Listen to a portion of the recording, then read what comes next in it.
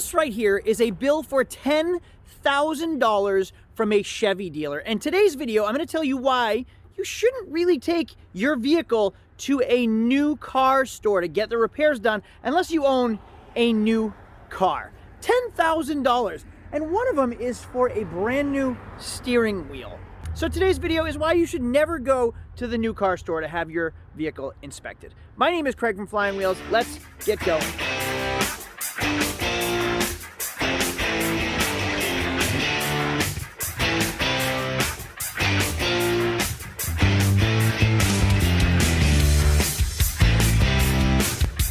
Hey everyone, welcome to Flying Wheels. My name is Craig from Flying Wheels, and as you can see, I own a used car dealership, used car lot, whatever you call it. I sell cars. I am a car dealer. Now, nobody likes a used car dealer, but unfortunately or inevitably, you have to buy a vehicle at some point. Hence, me and my job. We sell vehicles. I sell a lot of trucks.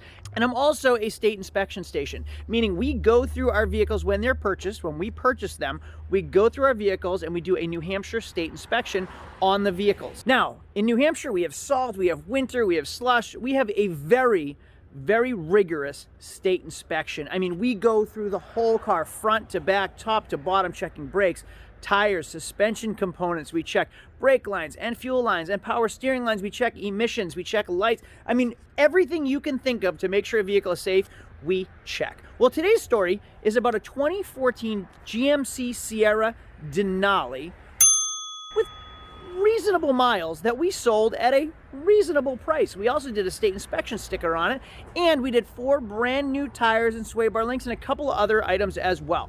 We sold it to a customer. The customer called me a week and a half later, almost crying. I felt awful because this customer went to the Chevy dealer, or the GM, I think they went to a GMC dealer, I can tell you. They went to a GMC dealer to get a state inspection again, or have the car checked out.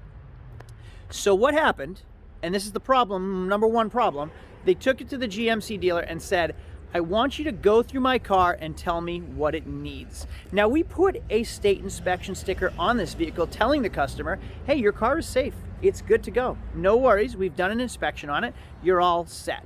So now they built some faith in us. They built some trust in us. They go to the GMC dealer, and the GMC dealer gives them a bill for, let me see here, a grand total of, first of all, look at how many pages are in this thing.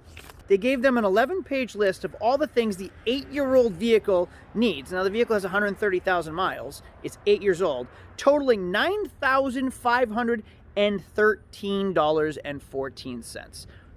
Now, here's the thing. They gave them a price to make the car new again. What do dealers do? The new car stores, their job in service is to sell service. If they're not selling service, they're out of a job, right? If they're not selling you parts and service, they're not doing their job. They're not making any money. They have a quota. They have a certain amount they need to sell every month. If they're not selling, they're not doing their job. So that service advisor's job is to say, hey, you need this much work. Now, if the technician works on flat rate, it means he gets paid per job. He doesn't get paid per hour. So if he does 10 things that might book time pay him for 10 hours, but he gets it done in 6 hours, he still gets paid for the full 10 hours. So flat rate can be beneficial for a service tech. Now, here's the problem. Like I said, the customer went to the dealer and said, hey, go through my car, tell me what it needs. The customer gets a bill that's 11 pages long for $9,513 a week and a half after purchase. What's the first thing they do? They call me, the bad guy.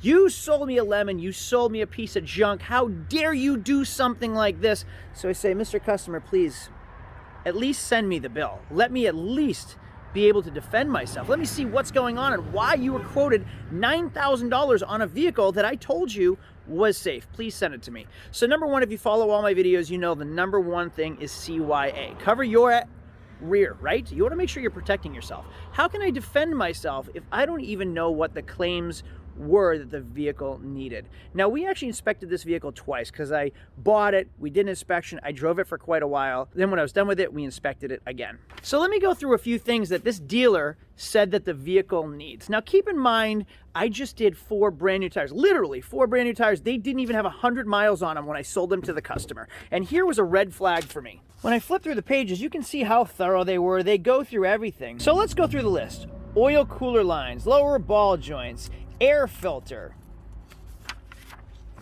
cabin filter. Now a cabin filter, probably $20 at the AutoZone. $54 for that job. Now they recommended all new spark plugs. 8 spark plugs based on service. You don't know if it's ever been done, so fine, I'll give them that. $431 to replace the spark plugs. Add 4x4 service. So they basically said, hey, you should just do everything in this truck. Let's make it new. We'll do a transmission flush, we'll do a brake flush, that's $150. Transmission flush, $330. We'll even replace a light bulb for you for $39. Here's another corner bulb. We'll replace that too for $80. Now we check all the lights. That's like such an obvious thing when doing a state inspection. You need to check all the lights. But somehow he's telling this customer they need to change 3 bulbs. Here's a fog light bulb. Now here's a red flag for me. They told her to replace the steering wheel at $541.46. The steering wheel? That was a red flag for me. Why is this customer going to have to replace a steering wheel? I'll tell you why. Leather wrapped steering wheel, right? Now this is an Escalade, not a Denali. But the leather was showing wear right here. So the dealer gave her a $514 bill to replace the steering wheel. Let's keep going. 4-wheel alignment. Now I just bought 4 brand new tires for this vehicle and I did a 4-wheel alignment. Why, if a service tech sees that it has 4 brand new tires, would they recommend an alignment? Obviously an alignment's done when you get brand new tires. But there's more. They recommend replacing transmission lines and a radiator and lug nuts. New lug nuts? Top end, cleaning the top end for $259. Do you know what cleaning the top end is? Can I be honest with you? Seafoam. Pour some seafoam in the intake, you run the engine, it cleans all your valves, everything, blows white smoke out, boom, engine clean, $260. And they charge for the cleaner, $52. Front struts. We literally just did front struts. I forgot to even mention that. We did front struts on the truck before the customer bought them. They were stupidly expensive because it was a Denali, and they recommended front struts and absorbers, $1,900. Haptic seat actuator, not sure what that is, that's $452. Clean, lubricate, and adjust front brakes, $105. Clean and lubricate rear brakes, $105. So here's the problem, and what I tell my customers: you cannot be taking a used car with 130,000 miles to a new car dealer. It's just not a good decision, because they are going to, it's notorious for overselling you on parts you don't need anyway. Plus you're paying a retail labor cost, I mean upwards of $150 to $200 per hour, depending on who the make is. Like if it's an Audi dealer, forget it, you're paying through the roof.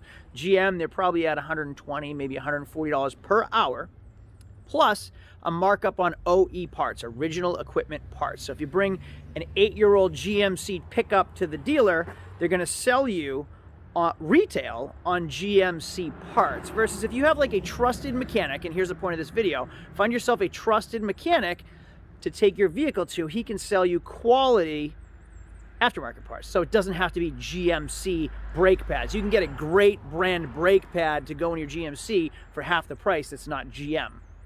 And oftentimes, they're both made in China anyway. Hey, Future Craig here, jumping in. If you can look past the mustache that I shaved this morning to annoy my wife, I want to give you an update on the Denali. So I called the customer a week later because I wanted to follow up and make sure everything was good.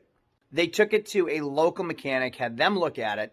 Local mechanic found nothing wrong with it. Said it was a great truck. Customer was completely happy. Now, a week ago, they were ready to take me to court over everything the dealer had found. A week later, after they had taken my advice and taken it to another mechanic, gotten a second opinion, completely happy, love the truck. Now, when customers come, I always encourage an inspection. Hey, listen, we've done an inspection, but if you'd like to go, there's a local mechanic. There's actually 2 or 3 local mechanics around. You're absolutely welcome to take it to them if you want them to go through it too. Stuff like that helps me on the back end. So if they have a problem later, at least I can kind of point the blame on somebody else and not just take 100% of the blame and say, listen, we went through it and so did somebody else.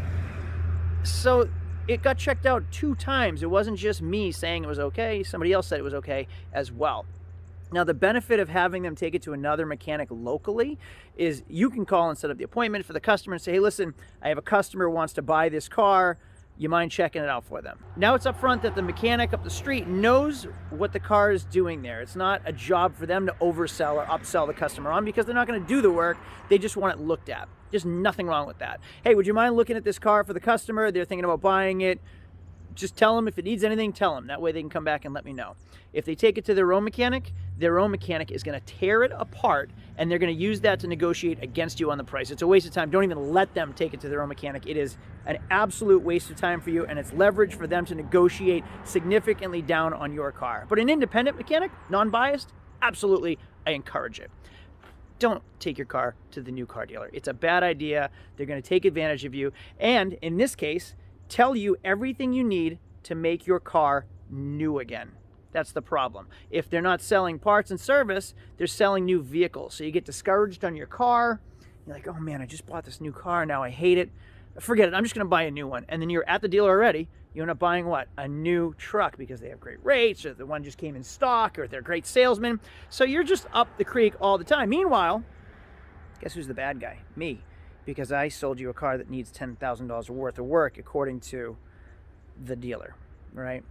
So just some, a little food for thought. I would love to hear what you guys think. Do you have a trusted dealer that you take your vehicle to that's not a new car dealer? Think about it. Your car usually has 3,000, 36,000 mile warranty. Those go to the dealer. It's covered. After that, though, find yourself a good, trustworthy mechanic. I'd love to hear what you guys think in the comments section down below. Do you have your mechanic you like? What kind of questions do you ask when you're buying a car? All of your recommendations. I read them all. Let me know down below. And lastly, thumbs up if this video was at all helpful. Give me a thumbs up to help boost the algorithm. If you haven't subscribed yet, what's up? Subscribe down below. I'll see you guys all later. Have a great day. Adios.